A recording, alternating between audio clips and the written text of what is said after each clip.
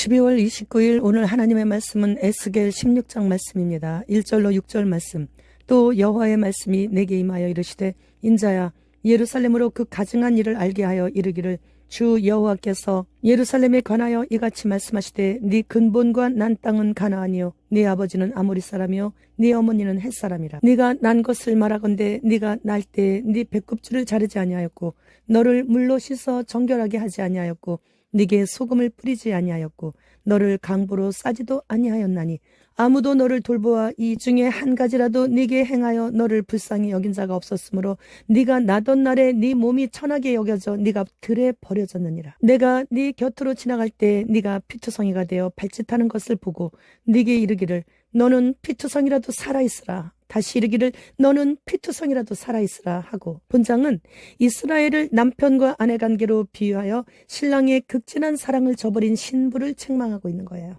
버려진 이스라엘을 완숙한 처녀로 성장시킨 후 신부로 맞아들였는데 아내가 돈을 주며 음행죄를 범하고 있는 거예요. 북이스라엘이 하나님을 배신하고 우상 숭배하다가 아수르의 멸망을 당하는 것을 똑똑히 지켜본 남유다가 북이스라엘보다 더한 우상 숭배를 짓자 하나님께서 에스겔을 통해 책망하시고 계시는 거예요. 이집트에서 심한 노동과 압박 등을 받으면서도 창성하고 심히 강대하여 이집트 온 땅에 가득하게 하시고 그들을 이집트 노예 생활에서 해방하시고 젖과 꿀이 흐르는 땅으로 인도하여 들이시며 고이고이 키웠더니 하나님을 배신하고 강대국의 머리를 조아리고 이방신들인 우상을 섬기는 북이스라엘을 징계하신 후 유다만큼은 이 모든 것을 보았으니 정절을 지킬 줄 알았는데 북이스라엘보다 더 심하게 우상 숭배하는 죄를 짓자 버림받은 고아와 같은 이스라엘을 양육한 다음 왕비처럼 극진히 보살피며 엄청난 부귀와 놀라운 축복을 내리셨고 그들을 하나님의 언약을 받은 제사장 나라와 거룩한 백성으로 삼으사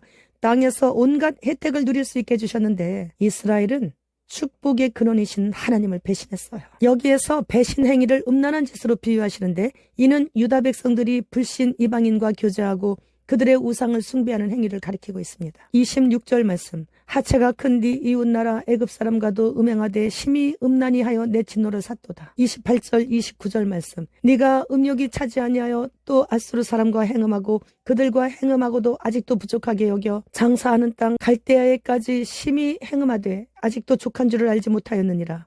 그들은 강대국들과 동맹을 맺고 그들을 의지하여 위급할 때 하나님이 아닌 이집트, 아시리아 갈대인들에게 조공과 뇌물을 바치면서 그들의 우상을 가져와서 섬기면서 그들에게 도와달라고 하는 등 하나님의 뜻에 정면으로 거스렸던 것이에요. 16절로 19절 말씀. 네가 네 의복을 가지고 너를 위하여 각색으로 산당을 꾸미고 거기에서 행음하였나니 이런 일은 전무후무하니라.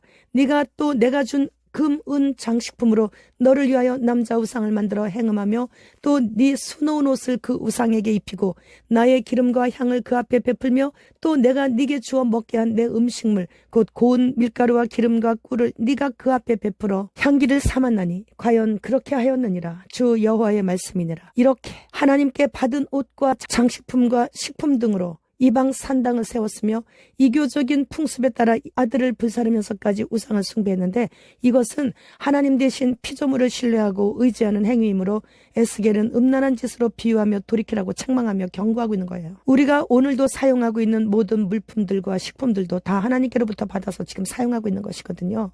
따라서 감사 없이 하나님과 전혀 관계없는 악한 곳인 헛된 곳에 사용하면 이런 책망을 듣게 된다는 경고의 말씀이에요. 오늘 이 말씀을 현재 나에게 주시는 하나님의 엄중한 말씀으로 받아들여야 돼요. 우리나라 교계 유명한 은퇴 목사님이 산을 사고 그곳에 실버타운인 시니어타운을 짓겠다고 사업 설명하시는 영상을 봤어요. 보증금 2억 8천만 원, 개인은 월 180만 원, 부부는 월 240만 원이고 전기, 수도, 가스 요금은 별도이고 병원비 또는 필요한 용돈은 개인 부담인데 2026년 입주라고 하면서 지금까지는 매미처럼 찬송만 부르며 살아왔지만 이제는 트로트도 부르며 사물놀이도 하며 마지막 인생을 즐겁고 유쾌하게 보낼 수 있도록 모든 시설을 갖춘다고 하시는 걸 들었어요. 청계천에서 빈민들을 위해 헌신하신 그 모습으로 다시 회복할 수는 없는지요 하는 댓글을 보면서 참 씁쓸했습니다.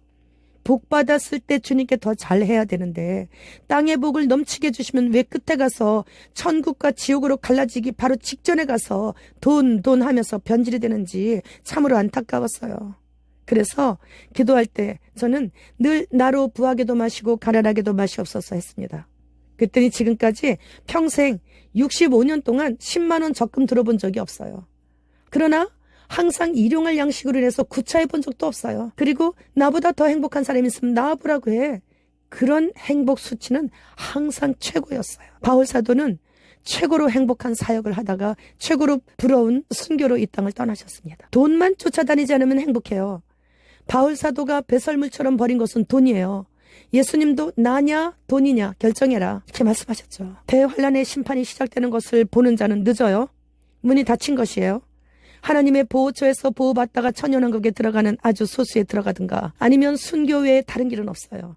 지금은 문 닫히기 바로 직전입니다.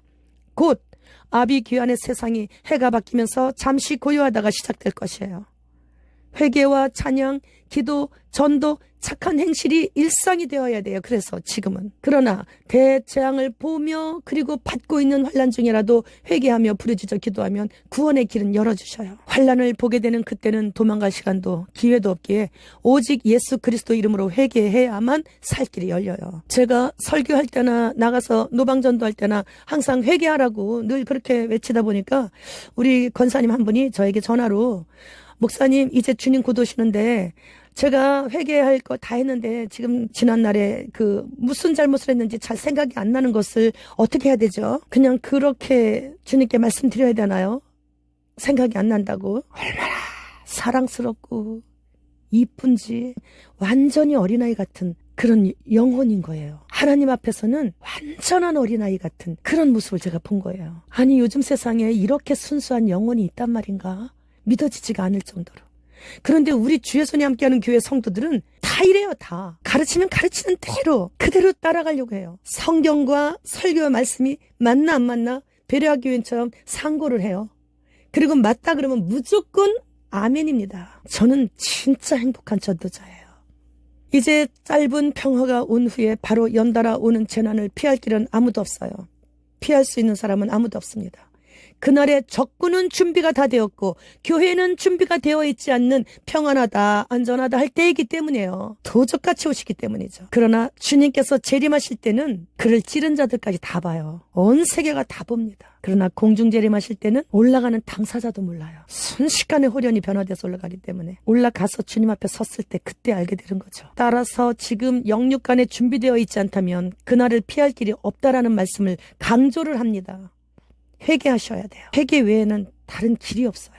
몸에 들어오는 CBDC는 사람의 마음도 생각도 읽어낸다고 해요. 컴퓨터도 뇌파로 하고 인공지능으로 뇌파를 클릭하여 그가 무슨 생각을 하고 있는지도 읽어내고 그 사람의 감정 상태까지 다 감지하고 무슨 마음을 지금 먹고 있지 이것까지도 다 읽어낸다고 해요. 슈왑은 올해 이 땅에서 즐길 수 있는 마지막 크리스마스가 될 것이라고 말했죠. 조계사는 14년 동안 해마다 크리스마스를 축하하면서 기독교를 비롯해서 각종 종교인들을 초청해서 종교 통합으로 행사를 해오고 있고요. 그렇다면 슈왑의 말대로 이번 크리스마스가 마지막이라면 제가 며칠 전에 동짓날에 조계사 앞에 가서 회개하라고 외친 것이 내 생의 마지막 외침이 되게 된 거죠. 그리고 며칠 후 성탄절 날에 같은 장소인 조계사 그 문 입구에서 가증한 종교 통합 행사하는 영상은 내 생의 마지막으로 보게 되는 것이 되는 거죠. 그렇다면 저들의 말대로 주님의 신부들은 올해 마지막으로 다 본 것이 됐으니 2024년에 대접재앙을 땅에 쏟기 위해 7대접을 들고 있는 7천사들이 등장하게 되는 것은 볼 수가 없는 거죠. 소환란을 잘 견디며 믿음을 지킨 자들은 대환란을 보지 않고 들림받게 되는 것입니다. 이제 정말 주님 오십니다. 주님 어서 오시옵소서. 마라나타.